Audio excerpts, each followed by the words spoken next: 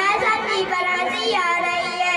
तुम यह भूल रहे हो कि मैं ही तुमको खाना देती हूँ। यदि मैं भोजन बनकर तुम लोगों को ना खिलाऊं तो तुम कैसे बनोगे, कैसे पुष्ट बनोगे? मैं कांटा हूँ, तुम क्यों इतना इतरा रही हो? पत्ती बहन, तुम तो खुद ही किसी के सहारे जी रही हो।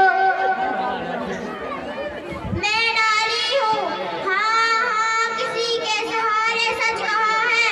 मैं तो पत्ती को सादे रखती हूँ। यदि मैं इसे अपने से दूर कर दूँ तो जमीन पर धूल चाटोगी, सूखकर नष्ट हो जाओगी।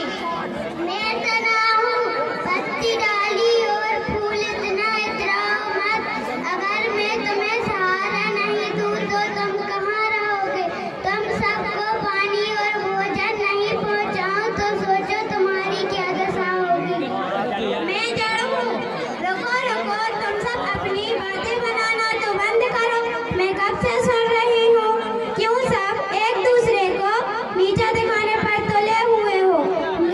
मैं अगर जमीन में तुम्हारे लिए जमीन में से पानी और भोजन सोख कर तने को नहीं दूँ तो तुम तक क्या पहुँचेगा?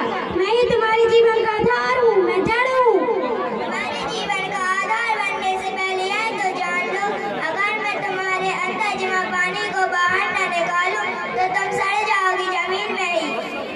ठीक है, मैं तुमसे अलग हो जाती हूँ, अब जी कर दिखाना।